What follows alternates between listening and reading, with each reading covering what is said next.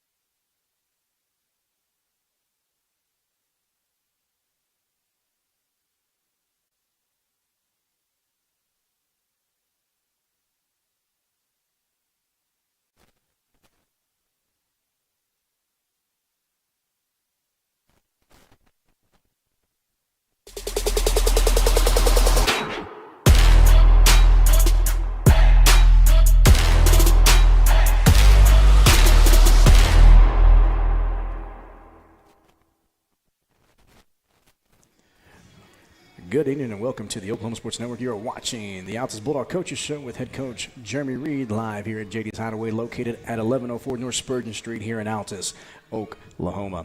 Hey, man, come on down during the Coaches Show. Great food, great atmosphere, great staff. I mean, there's tons of things to do. TVs galore all over the place. You can watch games. You can play some games. You can throw some axes, man. This is a place to be. And so we've been here here for the past 10 weeks or so. This is the final week of the season. And how things haven't changed. It's still the same. Coach Towa here, who gets to sit down and have a talk with the head coach for the Altus Bulldogs, Coach Jeremy Reed. Coach, how you doing? I'm good. All right, Coach. Well, last week, what are your thoughts on that? How's that feel going into the very last week of football season? Is it? I mean, are you kind of sad a little bit? Because I am, dude. Like, I mean, I enjoy calling football, and now come Friday night, we know that no football game. So how you feeling? I hate the end of every season. Yeah, I hate it. I love just all the things that goes into a season and getting to enjoy what that process is like of from game planning on Sunday to putting it in place Monday through Thursday, playing on Friday. So I'm never real happy when the season's over, and always looking forward to the next one. Yeah, there you go. And so last home game was last Friday night versus the Ardmore Tigers. A tough one. We come out losing by a touchdown. And so really, really tough. Coach, what was your message to the team after that game? Well, it was not fun. That was a very discouraging loss because I felt like our discipline was subpar. Okay. And that's something that we have in our control. Yeah. Just way too many penalties, way too many untimely penalties. Yeah. That either A, hurt us on a drive, or B, gave them extra field position when you're playing a team that's struggling offensively like they have. And a very young football team, a team that put the ball on the ground a lot Friday night. You can't give them assistance. You can't give them hope. You can't give them something to look forward to. And was just, a little bit discouraged by our lack of discipline, which falls back on me. I'm the leader, and I have to do a better job of instilling better discipline, and I can assure you that will begin very soon.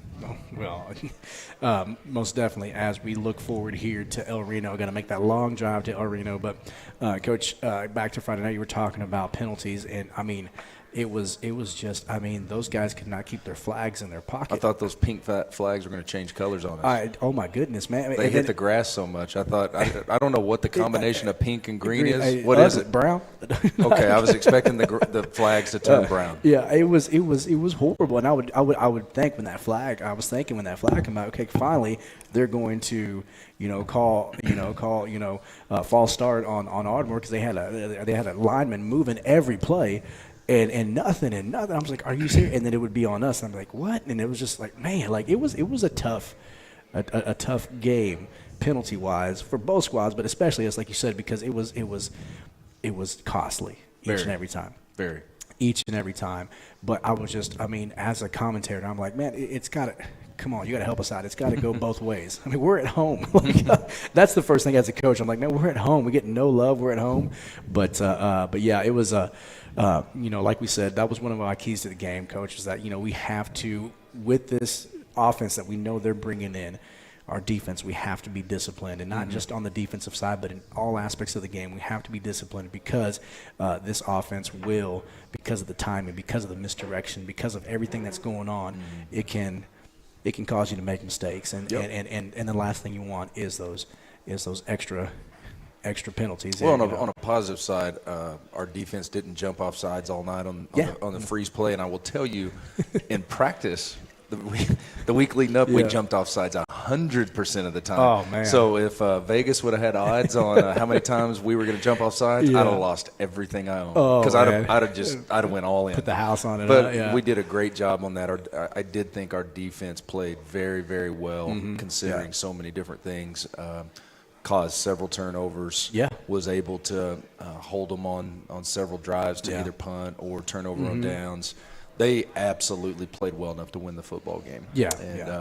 Just phenomenal effort again by a bunch of guys with the whole next man up. You know, we got so many different guys that have gone out this year on defense, and had some faces out there that really haven't played a lot. You know, we had take Jason Schott. Yeah. Jason has not played much. He went out and man, he just played as hard as he could. There's a couple times he literally gets steamrolled by an offensive lineman. I mean, feet to the moon. Yeah. And human nature tells you to, you know, go in the fetal and wait till, you know, loud noises quit going on. Exactly. He does a somersault, chases the ball, and makes the tackle. Yeah. So that was wrestler really, in him. yeah, I mean, pretty tough kid. Yeah, he's very tough. So it was fun. You know, he was out there. We had a couple freshmen out there. Jack Owenby was a kid that, you know, stepped up and did a really good job. Graded out the highest out of all the outside backers that we were using versus, you know, the flex bone. And so just real proud for him to get his first high school moment. Josiah Hickson was another freshman that got a few reps to get out there and do some good things. And so, you know, just a lot of great things happening defensively all year, but especially Friday night. Absolutely played well enough to win the football game.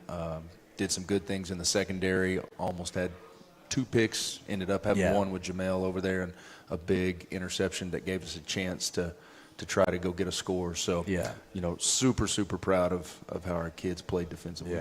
The defense was lights out, as they always did, as they always have. And I think, I didn't even look at my notes here. They're in my laptop bag, but we're at, 32 turnovers? Ridiculous. Yeah. For the 32 turnovers there on the you know, there's been years side. in my 19 that we didn't even have a turnover per game. You know, in my 19 years coaching, you know, there's years where you're just going, can we please get the ball to bounce our way? Yeah.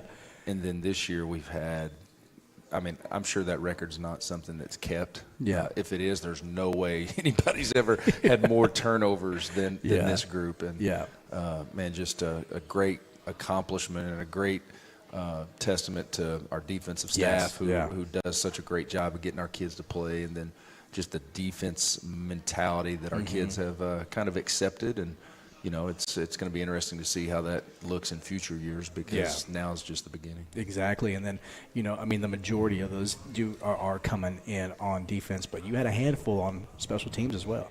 So, you know, just being in the right spot at the right time, muff punts, muff kicks, you know, I mean, it was just, I mean, your guys' mentality of every hat on the ball, you know, like, I mean, 11 Bulldogs all around the ball really paid out for us. And, you know, and so that's where you see those, you know, 32, I believe it's 31 or 32 turnovers for the season. You still have one game left, Coach. Yeah. You still have one game left. And so, you know, I think we're, if I'm correct, we're like minus 8 or 9, maybe even 10, maybe double digits. So I mean, we're doing well on that side. We did really well first 5 games of the season. Rarely turned the ball over. Now, Friday night, you know, I would have made the same calls in those 4th down situations, you know, but just really couldn't get to that first down spot. And so, you know, those turnovers on downs do go into that category. But again, not upset about that at all, because as I talked on the broadcast, I said, ladies and gentlemen, no need to get frustrated here, because I mean, we would all in this situation would make that same call. Yeah. Because, you know, we're moving the ball, we're trying to advance, trying to get to that first down. And so, well, there's some things behind the scenes. You know, we use an analytic company that all the college football guys use, and I've been using that since about 2018 or so, maybe 19. Yeah. And there's a lot of, time spent not on my behalf, but like I give the data and they send the book back to us every week. And I'm talking situations galore. And I truly believe in the analytics that it gives you, and all those situations where goes, you know, they're saying it says to go for it in this area of the field, and it classifies it. Time left in the game, score of the game, position on the field.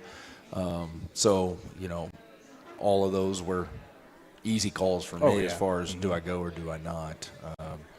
But, you know, you can second guess all day long. Well, and again, you know, Coach, I mean, there's a lot of armchair quarterbacks out there. So, like it's just, because Hey, me too. Every Saturday morning, exactly. I look at my calls and go, man, that wasn't very good. I thought you were talking about college football. Oh, I'm the same way. no. I look at my own. I don't care about anybody else's. I can't change their calls. Yeah. But nonetheless, Coach, a tough loss. Now, going in, we are making the drive down to El Reno, or up to El Reno, actually. And El Reno, really, you would hope and think that they would take a light day because they're in. You don't want to risk any injury. You don't want to risk anything. But, really good offense, decent defense. They've got some threats offensively and stuff. And so that's putting it lightly. Yeah, yeah. So what are your thoughts going into this Friday night here as we travel up to take on the Indians? Well, the message to our guys is, if you need motivation, you need to look to the guy, to your right, to your left. Today I talked to him about, who was your favorite Bulldog growing up? You know, if they were standing beside you right now or on Friday night and the play was called and you had to say what your job was, would you be proud in that moment to talk to your favorite Bulldog, or would you be like, I don't know what I'm doing? So like the whole challenge is not the other team, it's within our own self. Yeah. This last game is a opportunity to feel really good about going into an off season. Win, lose, or draw, it's how we play. Yeah, exactly. I was very upset we lost Friday night, but I was way more upset of the way we lost with lack of discipline, lack of execution. Talking offensively of, situational football, getting the ball across the end zone, which has been an issue all year. So going into the last game, you've got different elements. You've got seniors who are moving on. It's going to be, their last time to ever put on a helmet and shoulder pads. You've got underclassmen who are coming back. And so there's a couple different dynamics in there of how you look at that as a player. But ultimately, it's all the same in my eyes of anything you do it to the best of your ability. There you go. And that's been the message all week as far as just going out and, playing your best game. Yeah. Why not go play your best game now? There's no reason not to. El Reno, great football team, extremely physical. Yes. Extremely physical. They've beat some really good football teams. They beat Midwest City, I think 27-14. They got in a shootout with Noble, 68-67. And then they go down to MacArthur and just get killed 42-43, something like that, to 7. And so just a real weird dynamic there. Played Elgin early in the year, really tough, actually tougher than the score shows. So offensively, they're single wing, a lot of shifting. The quarterback might as well be a running back. They don't throw it a whole lot. The running back is now your state record holder for rushing in a game. 510 yards in one game against Noble. That's wild to watch. But they're just really physical up front. They're going to down block you until they punch you into the turf. They're just that type of team. Block down, kick out, and we're going to run it this way and that way. Defensively, a lot of the same. They're extremely physical. They're really strong everywhere as far as their 11 starters. But I would say, their box players are kind of the strength of their defense, that front 7. So, it'll be a great challenge to, see, what kind of guts we have. Because we're playing to go to off season. They're playing to go to the playoffs. Are we willing to go step into that fight for 4 quarters? And, like I've told them all week, that's what I'm watching. Who's willing to fight when, technically there's nothing on the line. Yeah. Well, and Coach, as you say that, and I know you've probably, made this, painted out the scenario for your boys as well, for your guys as well, is that, hey, listen, just because we're not going to the playoffs doesn't necessarily mean that we're not playing for anything. We're playing for next year. Those seniors, they're playing for the last time they get to put the Bulldog jersey on, get to wear that A on their helmet, and so there's got to be some pride, to go out regardless. And like you said, win, lose, or draw, it's the effort that you put in. It's did you leave it all out on the field? And one thing that I can say, Coach, is that throughout this whole season, never been any give up. Always been fighting these Bulldogs. We've talked about that constantly, and it's not the outcome that we wanted.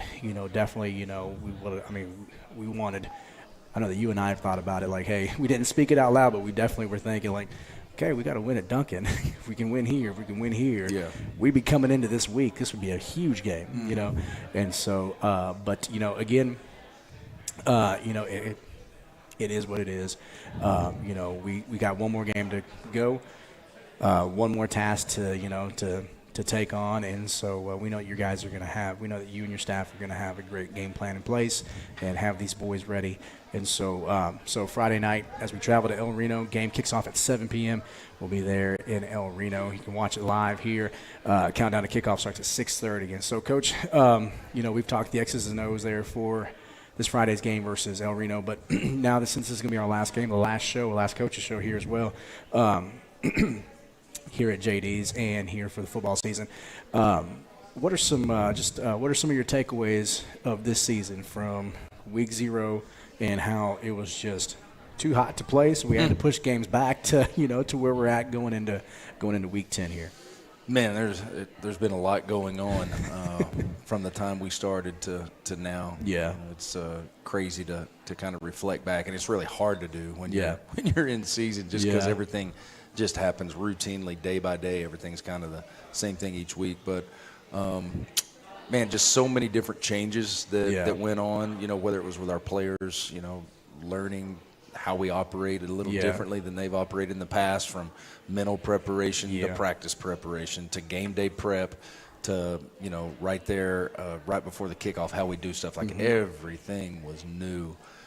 So, you know, that's one thing. And then just the growth of learning some things that go with football. Yeah. And a different style of football, you know, being in a totally different new offense and a totally different new defense, learning, you know, hey, there's times that we're going for it in these situations, and here's why. And, you know, just some football 101, if you will. Yeah. And so those were things that stick out to me throughout the year.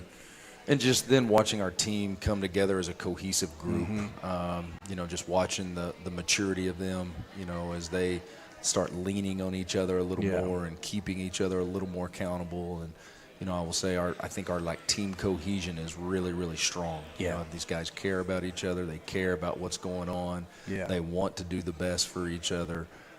So that's been really good. And, you know, we're just behind in some areas. We're behind in some development. We're behind in some football awareness. We're behind in some things that it takes to win on the schedule that we have. And those things can be made up, you know, here in I'll say December through April, and then we'll go to spring ball, and then we'll go some more development in the summer, and we'll be right back at it next August. But, you know, a lot of growth. We've had a lot of growth throughout the year, and hopefully we've learned a lot that we won't make some of the same mistakes next year as we've made this year. Yeah, and you know, like you said, it's all that. It's the, you know, it's that learning curve. You know, brand new offense, brand new defense. I mean, everything was new basically. Special teams was even new. Like, I mean, how we did things was new. I speak that from experience, guys, because, I mean, ladies and gentlemen, it was new for us as coaches as well. You know, as we're bringing in this, you know, this whole new system, we want to prepare our kiddos all the way down to the junior high level to make sure that when they get to the high school, it's not, like they're like looking at it like, oh my gosh, I can't do this or whatever. They're comfortable with the system already, and so, you know, definitely, you know, new things all the way around. And so, but like you said, the team cohesion has always been, it's a good group of kids here that just really, you can tell that they really care and love each other.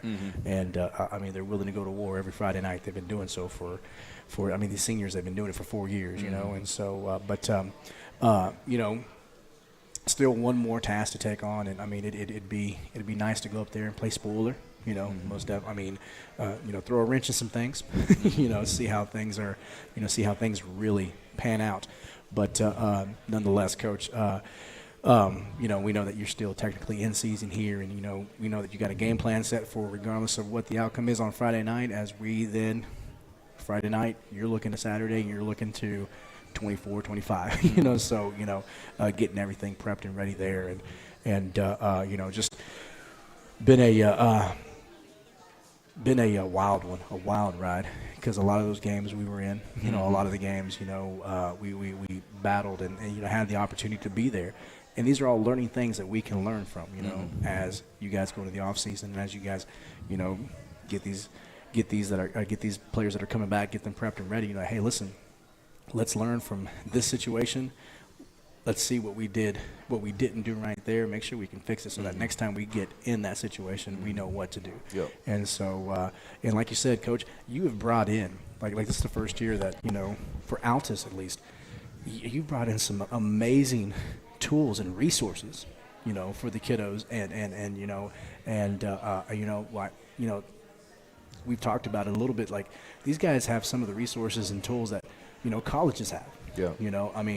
It's not like we're setting them up for success. And so, I think, definitely getting into that, making sure that these kiddos understand and know that, because, I mean, some of them have grasped it, but, now that they go through a full season of it and be like, okay, all right, yeah, I can feel I got a little faster, a little bit stronger, but Coach Reed's got our back. Like he's given us all this stuff. If I hit it a little bit harder, how much better, how much faster, how much stronger can I get for next year? Yeah. So that's what you really want to see, Coach. And like you said, it's going to be a tough one. Going out to Ardmore, going out to El Reno, and facing that squad there. Like you said, hoping that running back takes a break, and just waits for week 11 for him. Yeah. But again, crazy how last Friday was, because in the pregame, we talked to your wife. She was nervous as can be on the show. She was just shooting bullets at me. Like, I'm trying to hurry up. I promise. But you could tell she just did not want to be there. But, we had actually picked Mac and Elgin. Yeah. And, we called it, Elgin taking it away, but a close one, because we know that Mac can put up some points. It was 62-0 real fast. And I was like, oh, my gosh. Yeah. And so you want to talk about crazy things happening on a Friday night. We talk about it every week, Coach. Yep. Every week. Like, I mean, you can't go in saying this is how things are going to work out, because it rarely happens that way. Yeah. But that's the great thing about high school football.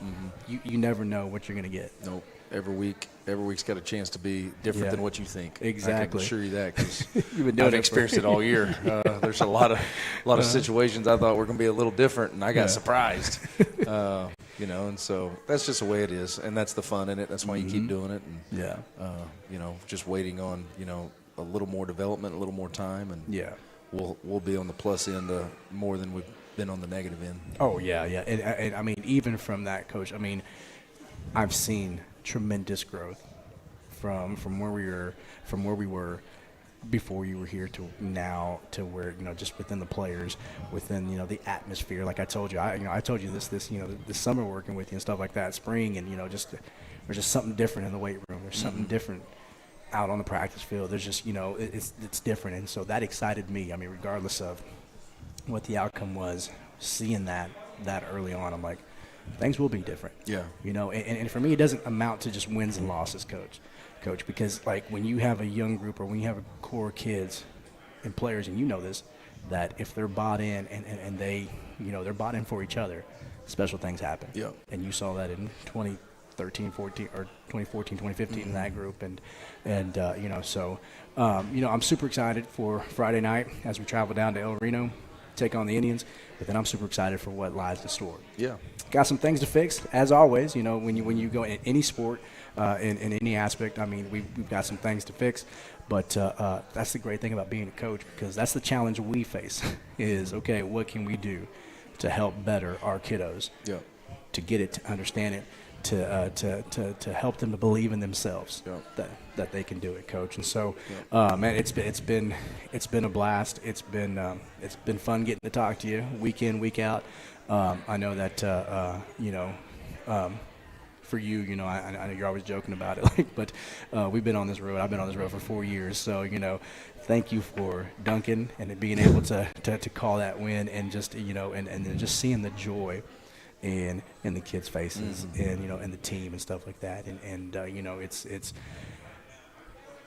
it was a great feeling.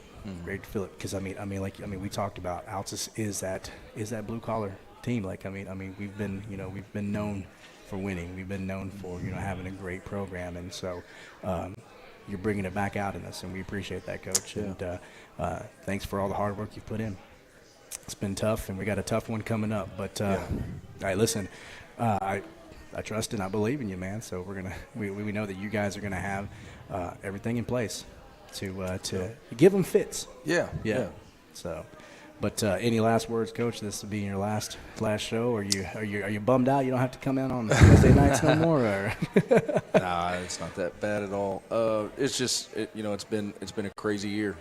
From thinking back to February till now, golly, we've done a whole lot of stuff to get ready for what this has been, and knowing the whole time like it's just the beginning of what we need. We needed a season to go through hard times together so that we can appreciate the good times that are coming. Exactly. I would have liked to have had even more of the good times on the scoreboard, but for whatever reason that just wasn't in the plan.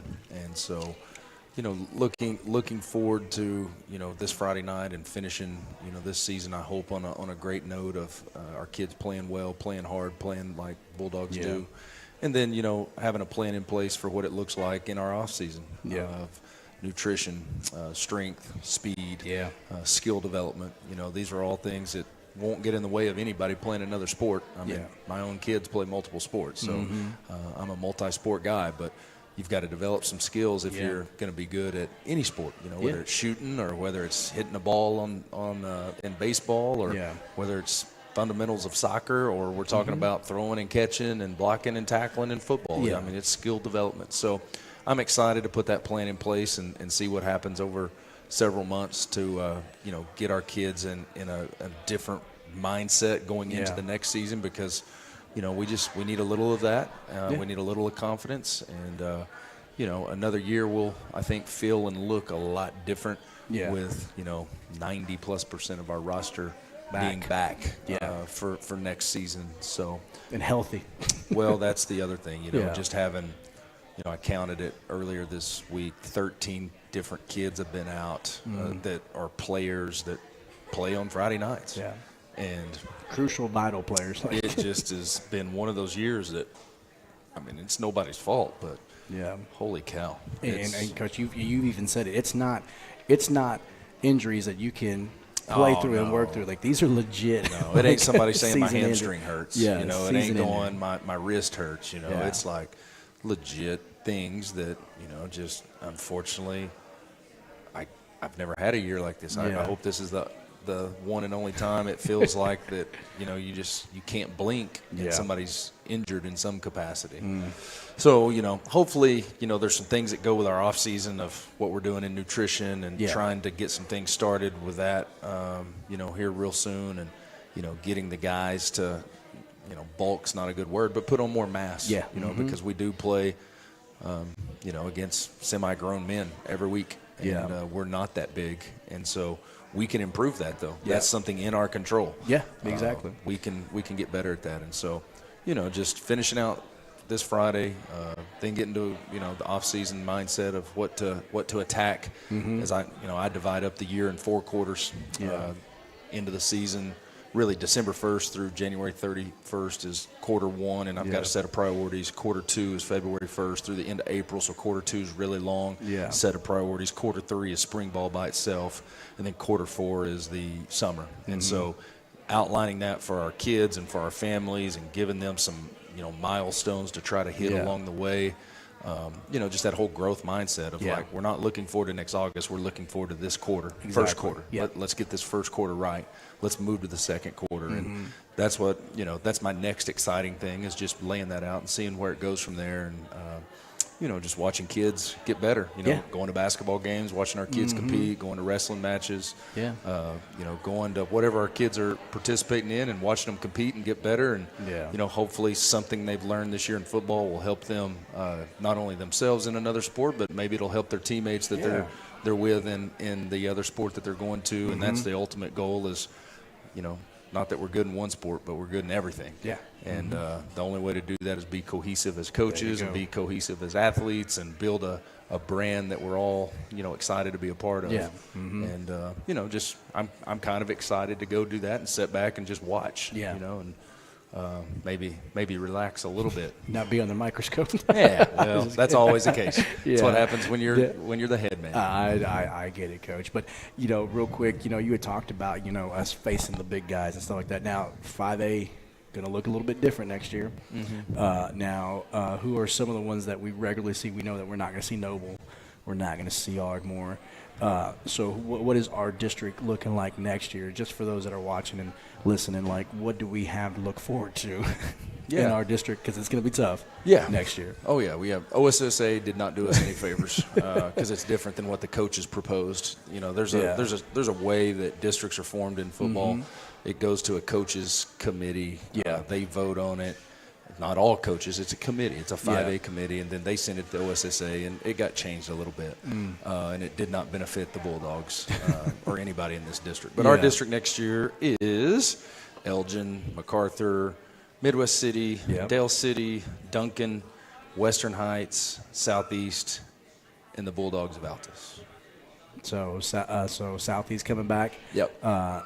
Western Heights coming back. Yep. They've been independent for a few years. And then, of course, the big one there, Coach, the big one in there now, you got Elgin, who brings everybody back. Yeah. Brings everybody back. Dale City. Dale City. And that's what I want to talk to you about here before I let you go. And I hate, because I know you still got one more game left, but, as you see things play out, I mean, you're a football fan. You love the game, and I know that you're keeping your eye on other 5A schools. Now, Dale City being one of them because they're going to be in our district next year.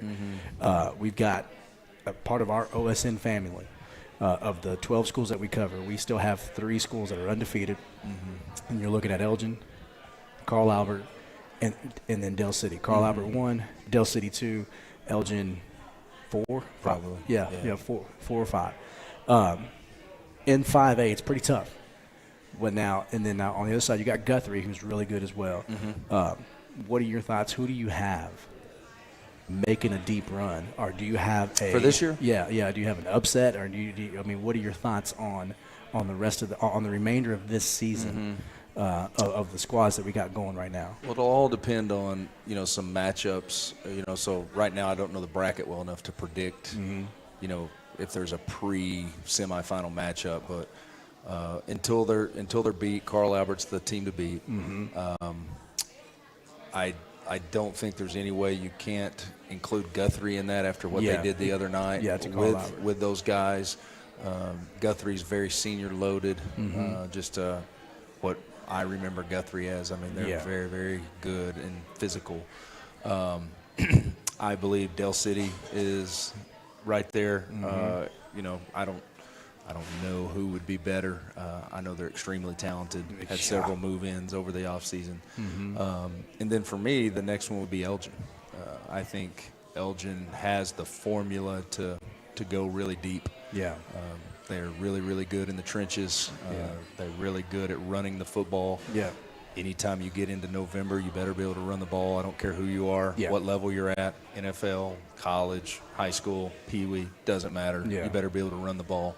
And they have that. They have 2 really, really good backs. So I think they have a really, really good opportunity. Spoiler potential, though.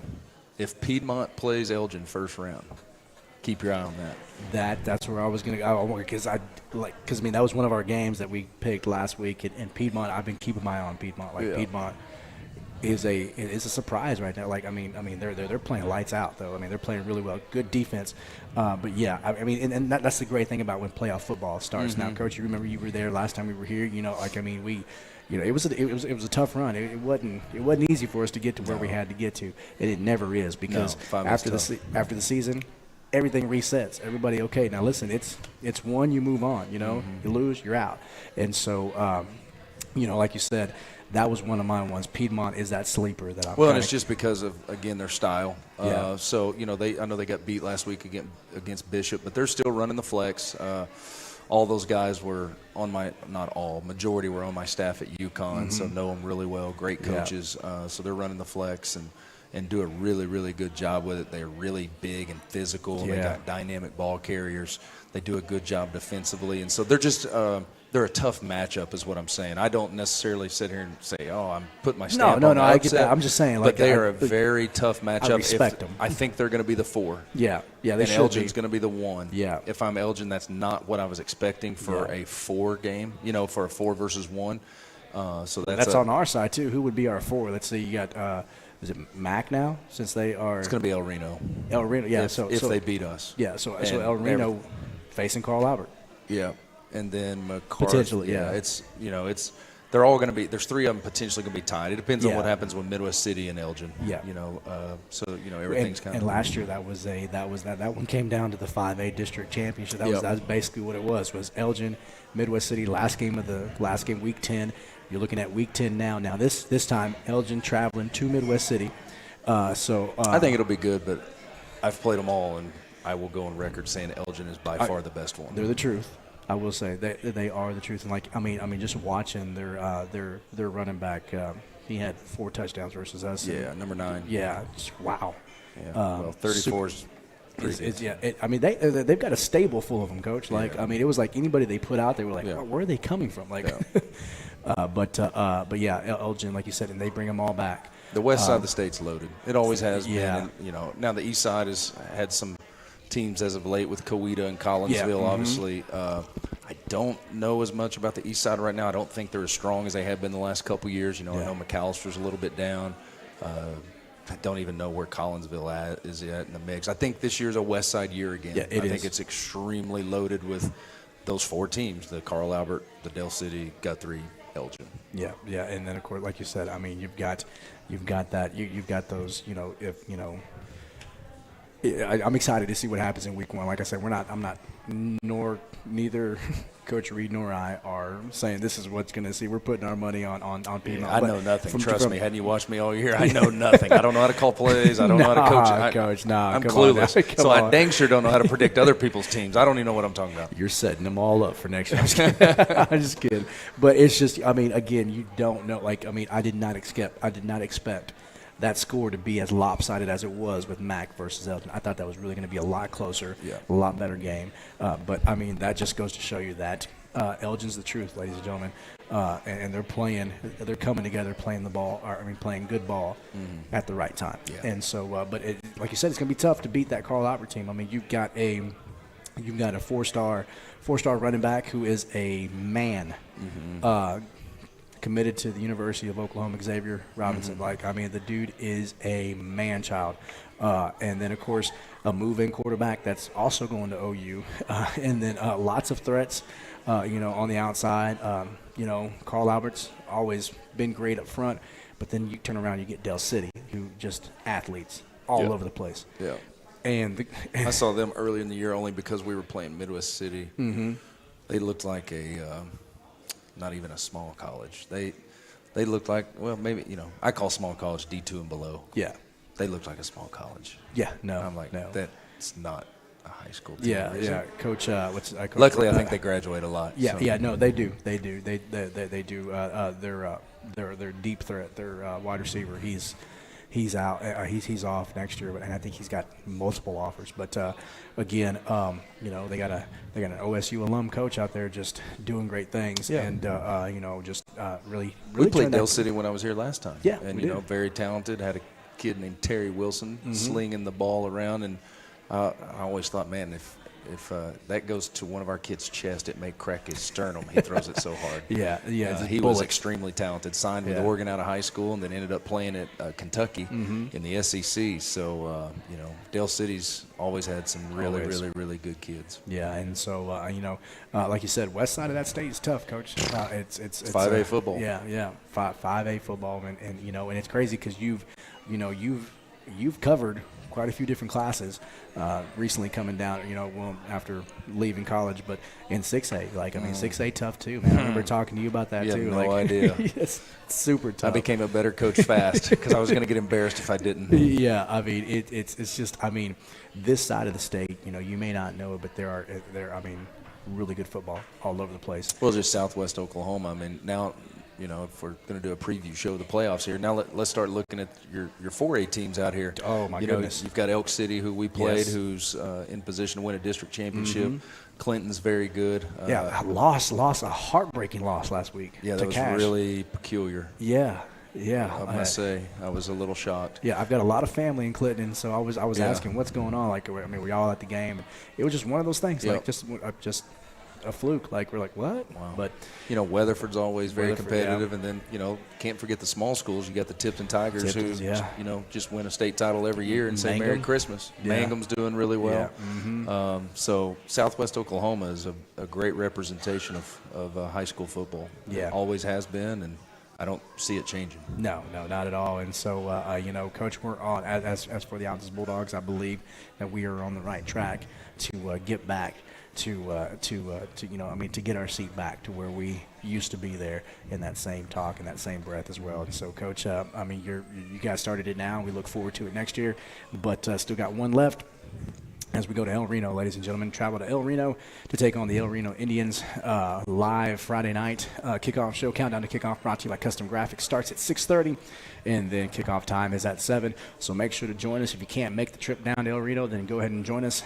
You can download the Oklahoma Sports Network app on any smart device, your smart TV, your tablets, your smartphones, or if you like to go old school like myself and you like to use the interwebs, then www.oksportsnet.com, and we are the very first channel there, the Altus channel. Go on there. Upcoming games are shows. You'll find it right there. And then right next to that, you can go back and watch any past games or any past coaches shows here. And then after that, Coach, we stay busy as we roll right into to high school basketball. And it's going to be a tough district as well because that got rearranged prior to this season. And now your Carl Alberts and your Dale Cities are who we're going to be facing in basketball this season. So going to be fun. Yeah. Going to be a fun winter. We were talking about that. I'll eat some before this. popcorn and watch. Yeah, come on. If you're at the game, I may have you come on and talk with us a little bit there. Yeah. So because it's gonna be interesting. So I'm excited for it though. But Friday night, Coach, good luck to you guys as you guys travel down that way. We will see you Friday night. We want to thank you again for joining us every Wednesday these past 10 weeks here for the Coaches Show. We'll hit it again start of next season next year. We'll be right back here. But been a fun year, Coach. We look forward to Friday night and what you guys have up your sleeve for the El Reno Indians. Never know. Never know. Oh, Coach, man, you got you cracked me up, man. I really do think that last statement that I said is, hey, you're setting everybody up. I think you really are. Well, it's just, sometimes you got to wait and see. Yeah, you never know. All right, well, Coach, it's been a blast, man. We will definitely talk to you this Friday night. And again, thank you for joining us.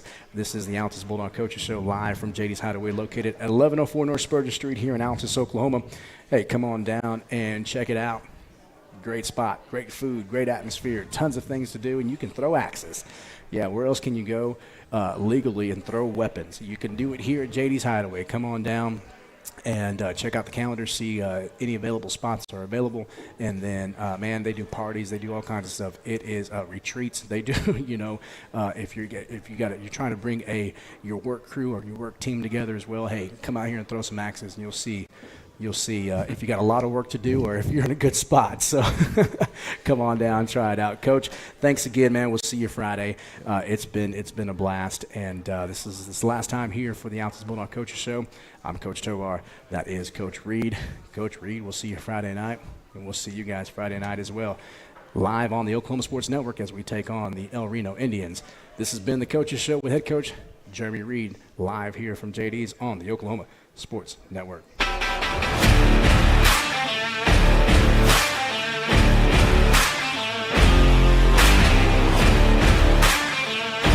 Go, go, go, go! Out of way, he's the first net! Go, go, go, go! Out of way,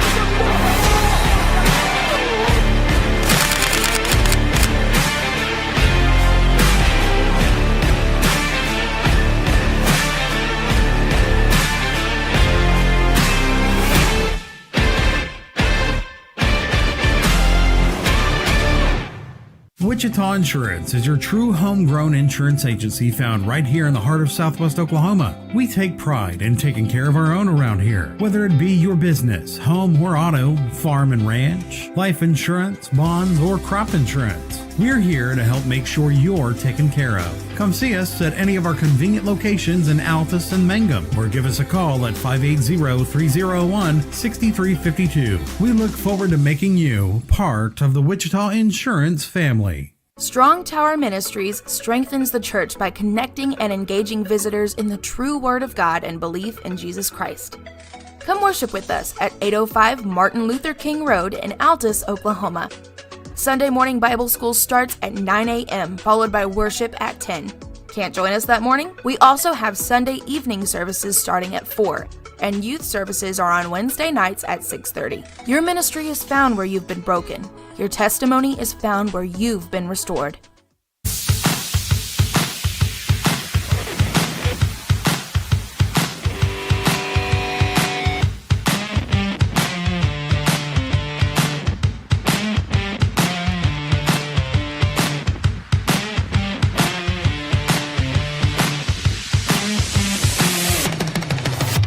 Legal issues can be intimidating, especially when they involve your family. Our firm specializes in helping families navigate the legal process. Attorneys Renee Gunkel, Preston Gunkel, and paralegal Lori Anderson are here to stand by you. No one expects to find themselves in need of an attorney, but it's nice to know that we're here for you when you need us. Since 1988, through whatever life brings, our family is here for your family. Gunkel Law Group, 106 West Broadway in Altus. Are you looking for more than just a job? Paris Foods offers a career with a competitive starting wage, opportunity for advancement, life and health insurance, including medical, dental, and vision, as well as 401k retirement plan. At Paris, you can be proud of a company that gives back to the community. But most of all, you can take pride from making a quality product. Paris Foods, the food America likes to eat. So come be a part of a winning team and start your path to success today.